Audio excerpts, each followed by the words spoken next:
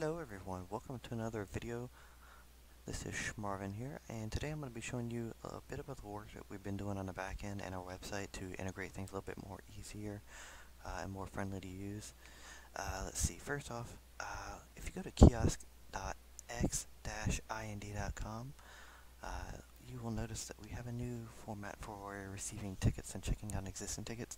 Everything now is going to be done through a ticket. If you do not have a ticket, we cannot do the work.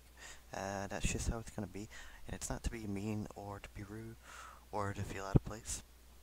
But for a few things, a few things that we do this for is organization, management, and timeliness. It helps us become a little bit more efficient.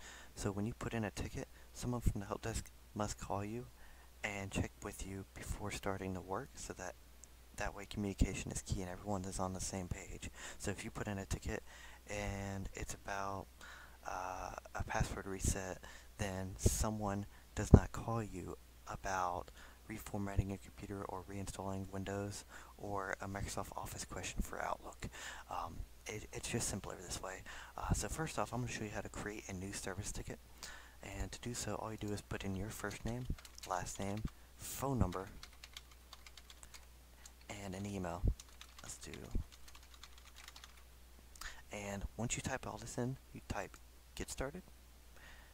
Now you come to another page. Now, this is fairly simple, but at the same time, it can be a little bit more difficult for other people who haven't used the system before. So when you come to this page, you're going to see an issue type. When you click on issue type, there are a lot of options, and we will be adding more shortly. For the most part, we're just going to tell our customers put remote support. That way we have someone that just contacts you regardless anyway. But if you are a current customer or a long-time customer, you have other options, like if you want to do a new firewall install or setting up and deploying a new server, or you have a server issue, you would click this. Other things would be like if you have issues with your telephone system or anything like that, you would click telephony. Other than that, we're just going to start with the basic remote support. The issue is, let's see, got a virus. Now, it's something simple. We don't need too much explanation on this ticket side. We'll follow up with you for more details when we call you. But for the most part, when you get to detailed descriptions, a little bit more information is needed. So, got a virus on my computer. Happened, I think, yesterday. Now, not proper English grammar, but this is some of the tickets that we get. Computer is slow today. Okay, so something fairly basic, straightforward, and broad, more or less, because from this, it takes us a minute to process what you're trying to say, but at the same time, we will still follow up with you regardless for any details or symptoms that you may have. So when you get to this page and you type in all your information, select the correct issue type, you click submit. You'll be taken to another page. Once you're at this page, bam, you're done. After about 10 seconds, you'll be redirected to the main check-in screen again, and bam, look, there it is. That's as simple as that. Now, you'll get an email from us with the ticket that you just placed, and in that ticket, you'll have a ticket number and the information inside the ticket that we see. So for the most part, when you get that ticket, you'll want to probably check on the status after a little bit, right? Now, give us some time. It takes us about an hour or two to get that ticket. For our SLA customers, will usually answer you within about an hour.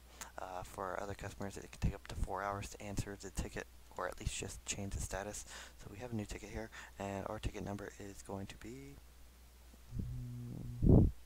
somewhere in here. Here it is. So just type in the ticket number, or if you have a last name and you're just a residential customer, put in your last name, click Lookup, and bam, this is your profile. This is your account with us in our system. At the top, you'll see account overview.